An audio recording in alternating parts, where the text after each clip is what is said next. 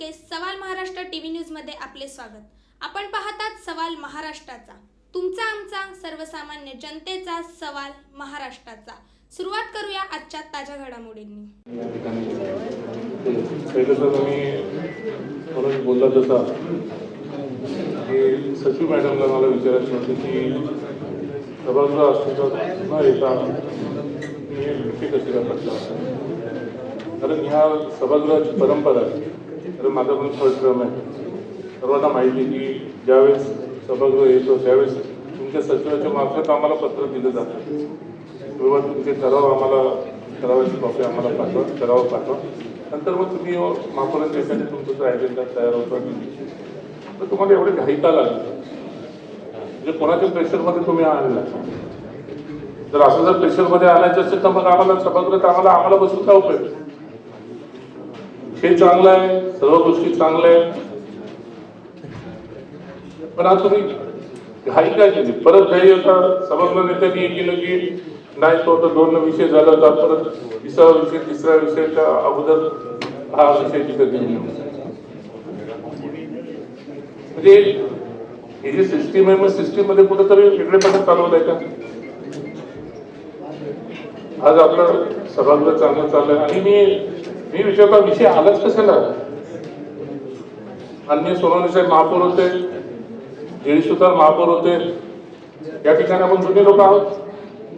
आपलाच ठराव केलेलं आहे की 500च्या याच्या जे घरं असतील 500 पर्यंत तर ते पूर्णपणे त्याला टॅक्स माफ करण्यात यावं।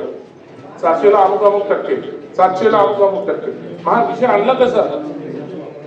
जसं तुम्ही बोलले वंदावे पाऊले बोले जसं चालेल त्याचे वंदावे पाऊले, हे तुमच्या वेळेसच झालेलं आहे। हे 500च्या घरापर्यंत सर्वांना टॅक्स माफ, झोपडपट्टीमध्ये सर्वांना टॅक्स माफ। मला वाटतं सोनाले साहेब महापौर होते का जेडी सुद्धा महापौर होते त्यावेळेस ह्या गोष्टी झालेल्या आहेत, त्यावेळेस झालेला प्रस्ताव आलेला आहे। प्रस्ताव म्हणजे घाई कशाला? आपण 20 वर्षाचं प्लॅनिंग करतोय, समजतो ना मी 20 वर्षाचं प्लॅनिंग चाललंय, पण 20 वर्षाच्या प्लॅनिंग मध्ये पण मागच्या प्लॅनिंग तुम्ही विसरले कसे काय? हा तुम्ही नव्या उमेदवार अन्याय करताय, पण आधी करताय मग नव्या उमेदवार अन्याय करायचा। तुम्ही टॅक्स माफीचं तुम्ही बोलताय, आम्ही बोललो, आम्ही झालं, आम्ही विषय घेतला होता आणि आमचा विषय हा पूर्णपणे मतदानाच्या वेळेचा विषय होता, प्रचाराच्या वेळेचा विषय होता, पण मागच्या वेळेचा पण हा विषय होताच ना, आलेला विषय होता।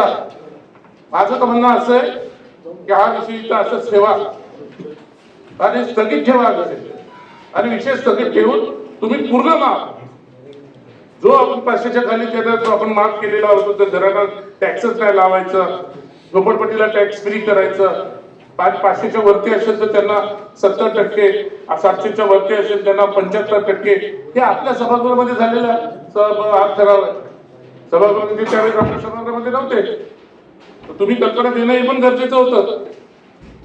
म्हणजे तुम्ही बोलताय करताय, अरे चाललंय आणि ते पण घाई मध्ये। मला माहिती आहे बजेट आपल्याला करायचं आहे, बजेट व्हायला पाहिजे, कारण त्या लिमिटेड त्या विषय म्हणजे मागच्या अगोदर बजेट व्हायलाच पाहिजे। मग हा जर विषय असेल, माफीचा विषय असेल, तर माफीचा विषय तुम्ही मग मागचे विषय विसरून जाता असंच वाटतं। पण तुम्ही काय वचन दिले मग लोकांना?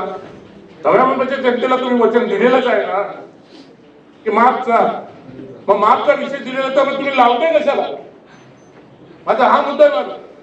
हा जर समजा माफचा विषय नसेल तर गोष्ट वेगळी आहे। मला वाटतं त्या गोष्टी होऊन आपण शासनाकडे पाठवले, आयुक्त साहेब तो शासनाकडे पाठवलेला ठराव आहे ते तुम्ही बघून घ्या। त्या शासनाकडे पाठवलेला ठराव आहे की 500च्या अगोदर एवढं, 600च्या वरती एवढं, त्याच्यावरती एवढं, हे आपण ठराव केलेले। हा विषय आलाच कसा आणि आणता का? मग लोकांना दाखवता काय? तुम्ही लोकांना दाखवता काय? तुम्हाला चांगलंच दाखवायचंय ना, मग मागचा विषय पास करा। मग तो का भाषणामध्ये गुंडाळून ठेवलाय तुम्ही? माझं तर म्हणणं असं आहे की हा विषय बाजूला ठेवून सभागृह नेत्यांनी या विषय बाजूला ठेवून जो माफचा विषय आहे, 500ला पूर्णपणे माफ, झोपडपट्टीला पूर्णपणे टॅक्स माफ, जो हा विषय तो विषय पुढे आणून पूर्णपणे करा ना। व्याज तुम्ही लावताच कशाला टॅक्स? एकदा सभागृह ठरवतोय की सर्व माफ करायचा, मग टॅक्स लावायचा प्रश्न येतोय कुठून? ठीक आहे ना, नवी मुंबई महापालिकेला पाहिजे काही ना काही तुम्ही वाणिज्यला लावा, औद्योगिकला लावा, या गोष्टी लावा. आम्ही काय बोलत नाही का सर्वांना? म्हणजे राहते घरी राहता देसाईंनी सांगितलं तसं ही परिस्थिती आहे. या परिस्थितीच्या मनाने आपल्याला चालायला पाहिजे. मग तुम्ही कोणाची दिशाभूल करता? सर्वसामान्य जनतेची दिशाभूल करता का तुमच्या नेत्यांची दिशाभूल करता? म्हणून माझं म्हणणं आहे की हा प्रस्ताव तुम्ही स्थगित ठेवा आणि मागचा प्रस्ताव आणा आणि ते बरोबर जोडीला करा आणि त्या प्रस्तावाला पूर्ण माफच करा. आपल्याला नकोय. आणि ह्याच्यामध्ये मी असं नाही सांगत का तुम्ही औद्योगिकला वगैरे तुम्ही टॅक्स लावू नका. औद्योगिकला लावा जे लावायचं ते, पण सर्वसामान्य जनतेला जसं देशाने सांगितलं तसं प्रत्येकाचं घराचं कुटुंब 15,000 आणि 20,000वरती चालतंय. झोपडपट्टीमध्ये सुद्धा 12,000 10,000 लोकांचं घर चालतंय. या सर्व गोष्टी आहेत. म्हणून तुम्हाला मी सांगतो की मॅडम, हा प्रस्ताव जो आलेला प्रस्ताव आहे हा पूर्णपणे प्रस्ताव माफ करा आणि तो मागचा प्रस्ताव आहे त्याला चालना द्या. म्हणजे खऱ्या अर्थाने जसं वंदावे पावलं तशा पद्धतीने ते आपल्याला मुवमेंट मिळेल. म्हणून तुम्हाला सांगतो की आता तुम्ही आपल्या त्या सचिव मॅडम, मला माहित नाही सचिव मॅडम काय विषय घेतात. मला वाटतं तुम्हाला आता काय सचिव मॅडम खरोखरच गायकवाड मॅडमने सांगितलं तसं आयुक्त साहेब थोडा विचार करा तुम्ही या गोष्टीचा सुद्धा. की उद्या सभागृह चांगलं चालायचं असेल तर सचिव चांगलं असायला पाहिजे. सचिवने सगळ्यांच्या सचिवच्या आपल्या इकडे प्रतिनिधित्व आल्या, त्या सचिवच्यासाठी आल्या त्या वेगळ्या याच्यासाठी आल्या. जर त्यांचा हा जो पिंड नसेल या सचिवचा तर त्यांना जबरदस्ती बसू नका. त्यांना त्याच्यासाठी आल्या त्यासाठी त्यांना त्यांच्या कामाला लावा.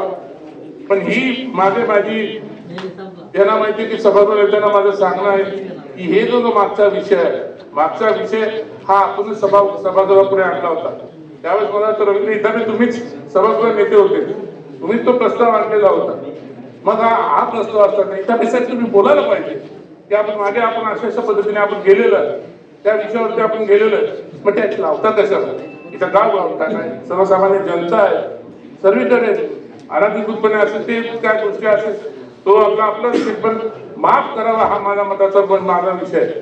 आणि हा पूर्णपणे माफ करावा. जर कुठं युडी मध्ये कुठं अटकला असेल तर तुम्ही सांगा. माननीय उपमुख्यमंत्री एकनाथ शिंदे साहेबांना आम्ही सांगतो आणि तो तिकडनं आम्ही पास करून आणतो. पण हे सांगा ना, पण तुम्ही लपवता कशाला? लपून तुम्ही परत हे आणताना दाखवता की बाबा आम्ही काहीतरी वेगळं करतोय, काहीतरी वेगळं करतोय. हा झालेला विषय आहे. तसे माझी विनंती राहील की सभागृह नेत्यांनी माननीय महापौर मॅडमांनी उपमहापौरांना की जो मागचा विषय झालेला आहे तो विषय पटलावरती आणा, पटल्याचा पेंडिंग ठेवा. पुढच्या महासभेपुढे पुढे आला त्यावेळेस आपली काय चर्चा झाली होती, आपण प्रस्ताव काय केला होता, 500ला केला होता, 600ला केला होता, 700ला केला होता, त्याच्या गोष्टी केलेल्या होत्या. त्या गोष्टी आणून मग तो प्रस्ताव पास करा ना. तुम्ही टॅक्स लावताच कशाला?